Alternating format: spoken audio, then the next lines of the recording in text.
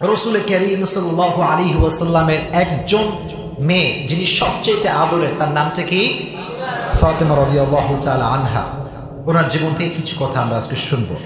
উনি যখন বড় হলেন, বিবাহের সময় যখন ঘনিয়ে আসলো, সেই সময়ে ওনার বিবাহের প্রস্তাব নিয়ে প্রথমে নবীজির দরবারে ওমর আসলেন। সাহাবীটার নাম কি? প্রিয় ভাইয়েরা কথা বলার নামটা কি? ওমর। ওমর এসে বলেন, ইয়া রাসূলুল্লাহ, আপনার মেয়েকে আমি বিবাহ করতে ইচ্ছুক, আপনি কি দিবেন? রাসূল চুপচাপ, কিচ্ছু বলেন না। ওমর শেষ, ওমর চলে গেল।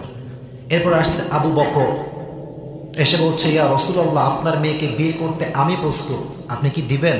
রাসূল চুপচাপ, কিচ্ছু বলেন না। দুইজন যখন ব্যর্থ হয়ে বাহিরে আসছে, তখন চারজন সাহাবী একসঙ্গে বসে আছে। কয়জন সাহাবী? এক নাম্বার আবু বকর, দুই নাম্বার আলী, দুই নাম্বার ওমর, আর একজন হচ্ছে আব্দুর রহমান বিন আউফ। নাম কি? আব্দুর রহমান বিন আউফ, সবচেয়ে বড় বিশাল বিজনেস ম্যাগনেট। চারজন বসে বসে, আমরা বন্ধুরা মাঝে মাঝে গল্প করি না? করি কি করি না? চারজন বন্ধু মিলে গল্প করছে। আব্দুর রহমান বিন আউফ বলছে, ওমরও ব্যর্থ হয়ে গেল, আবু বকরও ব্যর্থ হয়ে গেল। আমার বিশ্বাস আলী, তুই যদি বিবাহের প্রস্তাবটা নিয়ে যাস, তুই খালি হাতে ফিরে আসবি না। সুবহানাল্লাহ। তুই যা, তুই গিয়ে বিবাহের প্রস্তাবটা দে। তো আলী কি বললো, আলী তুমি যাও, তুমি খালি হাতে ফিরবা না, মেবি এটা আমার ভেতরে চিন্তা হচ্ছে। তো আলী বললো, তুমি কি বলো, তুমি কি পাগল? ওমর আমার চাইতে ধনী, আবু বকরের অবস্থা আমার চাইতে ভালো, আমার কাছে তো বাড়িও নাই। তৎকালীন সময়ে আলী রাদিয়াল্লাহু তাআলা আনহু যে বাসায় থাকতেন, এটা মদিনার একটা কুঠির ঘর, ছোট্ট একটা ঘর ভাড়া নিয়ে থাকতেন। সুবহানাল্লাহ পড়লেন না? জান্নাতের সুসংবাদ প্রাপ্ত সাহাবীর কোনো বাড়ি নাই, কোনো বাড়ি নাই। অতএব বোঝা যায় এখান থেকে টাকা পয়সা ডাজন্ট ম্যাটার। এটা দিয়ে জান্নাতের ফয়সালা হবে না ভাই। অতএব আমি লাখ টাকার মালিক, বিশাল বড় বাড়ি আছে, জান্নাতের কোনো গ্যারান্টি আছে? যদি না থাকে, তোমার মানি ডাজন্ট ম্যাটার, এক পয়সা মূল্য আল্লাহর কাছে নাই, ঠিক কিনা? তো বললো যে কোনো ম্যাটার না, তুমি যাও। আলী রাদিয়াল্লাহু তাআলা আনহু এবার আব্দুর রহমান বিন আউফের থেকে মোটিভেট হয়ে প্রস্তাব নিয়ে রাসূলের দরবারে গেলেন। যাওয়ার সঙ্গে সঙ্গে দেখলেন রাসূল কারীম সাল্লাল্লাহু আলাইহি ওয়াসাল্লাম মসজিদ নববীর বারান্দায় বসে আছেন। নিয়ে আসছে বিয়ের প্রস্তাব। বলেন কিসের প্রস্তাব? এটা কি সাধারণ প্রস্তাব না লজ্জার প্রস্তাব? লজ্জা আছে না ভিতরে একটা? আমার কোনো মেয়ে পছন্দ হয়েছে, আমি তার বাপরে বলবো, ভেতর তো এমনি কাঁপবে যে কিরে, যদি কয় টাকা কামাস বাবা বল দেখি, আমি তো বেকার। এই টেনশনটা আছে না? নাই। তো উনি গেলেন, চুপচাপ গেলেন। আসসালামু আলাইকা ইয়া রাহমাতাল লিল আলামিন, নবী আপনার উপরে সালাম। নবী বলতেছে, কি আবার আলী, তুমি আজকে তো চুপচাপ, লাজুক লাজুক ভাব কেন? না হুজুর, কিছু না কিছু না হুজুর। কিন্তু এর আগেই আল্লাহ উপর থেকে নবীকে ওহী পাঠিয়েছেন যে নবী, আপনার কাছে আলী আপনার মেয়ের বিবাহের প্রস্তাব নিয়ে আসছে। তো আলী ফিরে যাচ্ছে আবার। তো যখন আলী ফিরে যাচ্ছে, রাসূল বলছে, আলী এদিকে আসো, তুমি নিশ্চিত আমার মেয়ের বিবাহের প্রস্তাব নিয়ে আসছো, তাই না? আলী এটা শুনে পুরো লজ্জায় মুখটা লাল হয়ে গিয়েছে। সুবহানাল্লাহ পড়লেন না?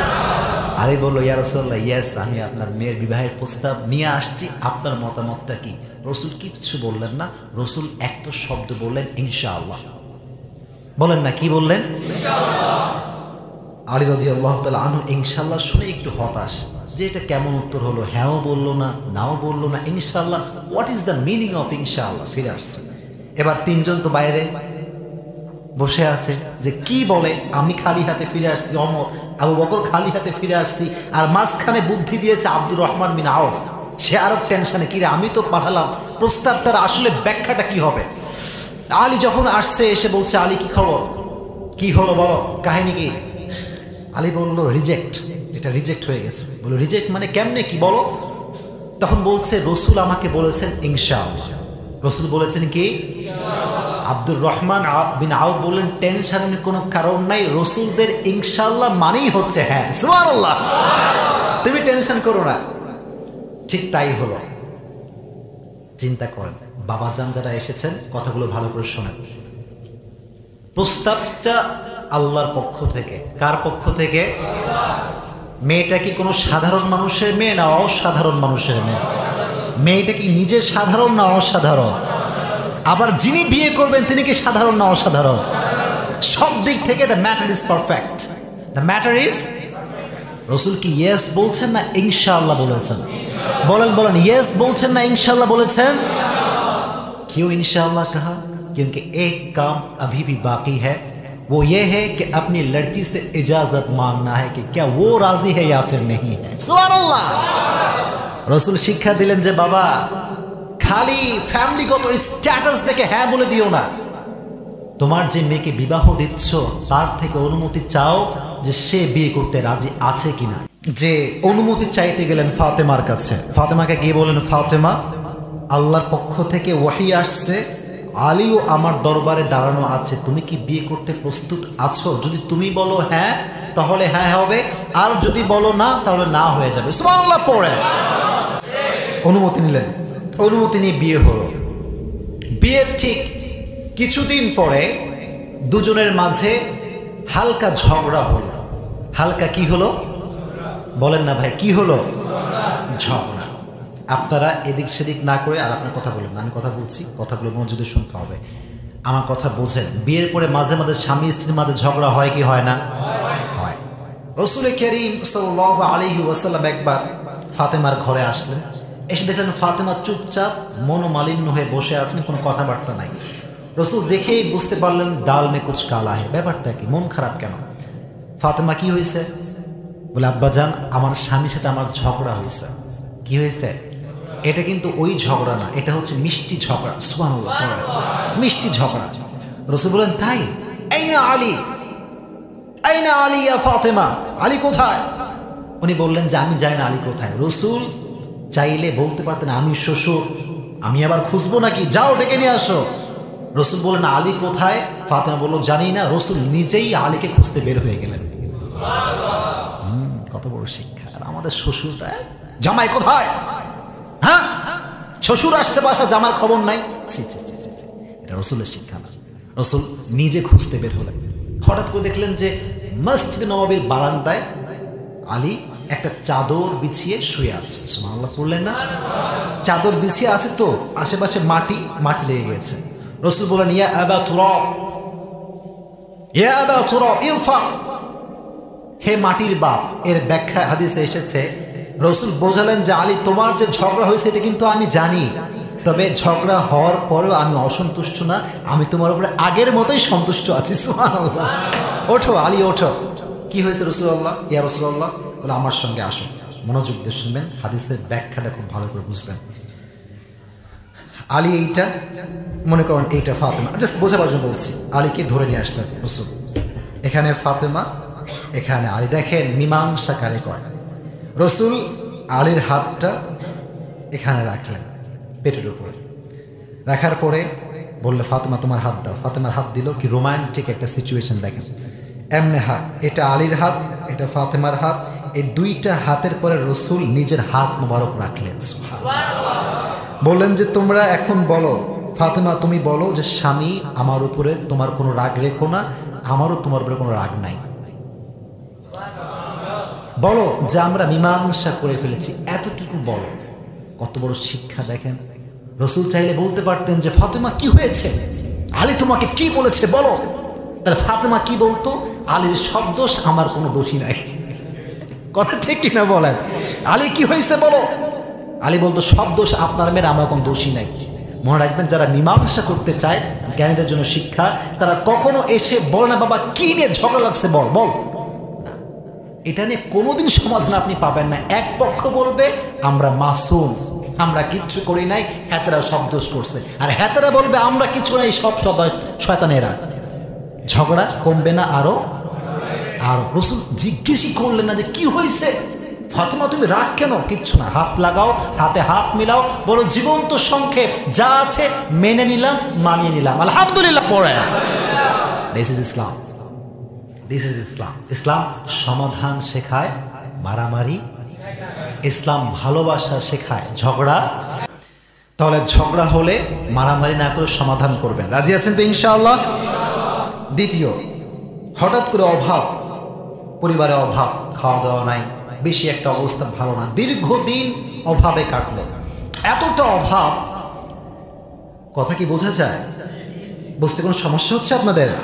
আলী রাদিয়াল্লাহু তাআলা আনহু বলেন, ফাতেমা যাও, তোমার বাবার কাছে গিয়ে বলো আমরা খুব অভাবে আছি, কিছু পারলে আমাদেরকে দেন। ফাতেমা যখনই রাসূলের কাছে যেতেন, দেখেন সন্তানদেরকে কিভাবে ভালোবাসবেন। ইসলাম সব আমাদেরকে শিখাই দিয়েছে, শুধু আমরা পড়ি না, আমরা জানি না। That is the fact. ইসলামের ভিতরে সব শিক্ষা আছে না নাই? রাসূলের কাছে যখনই ফাতেমা আসতো, আমাদের আব্বারা কি করে? আব্বা একটা কথা বলতাম, আব্বা কি করতেছে? পায়ের উপরে পা তুলে পেপার পড়তেছে। হ্যাঁ গিরে টাকা লাগবে, তোর আবার কি লাগবে? তোর তো টাকাই লাগবে, পেপার পড়তেছে, তা খায়ও না। রাসূল এরকম ছিলেন না। ফাতেমা যখন আসতেন, রাসূল নিজে উঠে যেতেন। রাসূল সাধারণ মানুষ না অসাধারণ মানুষ? উঠে যেতেন, গেট খুলতেন, গেট খুলেই শেষ না, ফাতেমার হাত ধরতেন, হাত ধরে নিয়ে এসেই শেষ না, আগে নিজের মেয়েকে খাটে বসাতেন, তারপর রাসূল তার পাশে বসতেন। সুবহানাল্লাহ পড়েন। দিস ইজ ইসলাম। এটাই ইসলাম। রাসূল নিয়ে আসলেন ফাতেমা। ফাতেমা কি হয়েছে মা? এত রাতে তুমি আসছো, তুমি তো এখন কখনো আসো না এরকম সময়, কি হয়েছে? বলে আব্বাজান আজকে আপনার কাছে একটু বিপদে পড়ে আসছে। আব্বাজান বলে কি বিপদ বলো? বলে 3 দিন ধরে ঘরে কোনো চুলা জ্বলে না, অবস্থা খুবই খারাপ, খাওয়ার কিছু নাই, আপনি কি কিছু দিতে পারবেন? কি একটা অবস্থা, খাওয়া নাই দাওয়া নাই, কতটা অবস্থা খারাপ না ভিতরে। রাসূল ওই সময়ও ঈমানের পরীক্ষা নিতে শুরু করলেন। সুবহানাল্লাহ পড়ে। রাসূল বললেন, ফাতেমা আমার কাছে 5টা বকরি আছে আর 5টা দোয়া আছে, যদি তুমি দোয়া নিতে চাও বকরি পাবা না, তুমি কোনটা চাও? ফাতেমা বললেন যে এই তো আমার আব্বা আমাকে পরীক্ষা নিচ্ছে। ফাতেমা বললেন, আব্বা জান আমার ছাগল লাগবে না, আমাকে 5টা দোয়া শিখিয়ে দেন, এতেই আমি খুশি। রাসূল বললেন, ফাতেমা আজ থেকে পড়বা ইয়া আউয়ালাল আউয়ালিন ইয়া আখিরাল আখিরিন ইয়া যাল কুওয়াতিল মাতিন ইয়া আরহামাল মাসাকিন ইয়া আরহামার রাহিমিন। এই দোয়াটা পড়বা, আল্লাহ নিজে তোমার অভাবকে দূর করে দিবেন। ফাতেমা চলে আসলো, আলী দরজায় বসে আছে। কিরে ফাতেমা ছাগল নিয়ে আসবে, গরু নিয়ে আসবে, খাবো, 3 দিন ধরে খাওয়া নাই। ফাতেমা খালি হাতে ফিরে আসছে।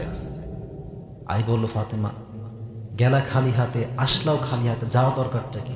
ফাতেমা বলল যে আলী যাহাবতু লিদ-দুনিয়া ওয়া জিতু বিল আখিরাহ, যাহাবতু লিদ-দুনিয়া ওয়া জিতু বিল আখিরাহ। হে আলী, হে আমার স্বামী, হে আমার প্রাণপ্রিয় স্বামী, রাসূলের কাছে দুনিয়া চাইতে গেছিলাম, রাসূল আমাকে দুনিয়া নাই আখিরাত হাতে দিয়ে ফিরাই দিয়েছে। দুনিয়া আনতে গিয়েছিলাম, আখিরাত নিয়ে ফিরে আস, তুমি কি চাও? তুমিও কি দুনিয়া চাও? আলী বলল, না, আমিও আখিরাত পেয়ে সন্তুষ্ট। সুবহানাল্লাহ। এটা হচ্ছে ধৈর্য। যত অভাব আসুক, যত কষ্ট আসুক, প্যারা নাই, চিল, প্যারা নাই। এটা দুনিয়া টেম্পোরারি লাইফ না, we have to go back. আজকে যে জুমাতে আসছেন, মাগরিবে যে আপনার জানাজা হবে না, আপনার আমার জানাজা মাগরিবে যে হবে না, do you have any guarantee? Do you have any guarantee? তাহলে কিসের এত প্যারা? মানে প্যারা নাই তো ভাই, অভাব ঠিক আছে, আল্লাহ যদি অভাব দিয়ে খুশি হয়, আমি বান্দা হিসেবে অভাব পেয়ে খুশি। সুবহানাল্লাহ পড়েন। এই অ্যাটিটিউড রাখতে হবে, দেখবেন যে লাইফটা কিছুই মনে হবে না, কষ্টই মনে হবে না। সব সময় কষ্ট আসলেই মনবে, ওই যে বলি না, কষ্ট আসলেও সুখী হবেন। সামনে কি আসছে ওই টাইমটা এনজয় করবেন। কারণ গর্ভবতী নারীর পেটের ব্যথার যন্ত্রণা যত বেশি বাড়তে থাকে, নতুন মেহমান আসার সম্ভাবনা তত বেশি বাড়তে থাকে। সুবহানাল্লাহ। রাত যত গভীর হয়, সুবহে সাদেক সকালের সূর্য তত কাছে আসতে থাকে, মানুষের কষ্ট যত বেশি বাড়তে থাকে, মানুষের সুখ তত বেশি কাছে আসতে থাকে।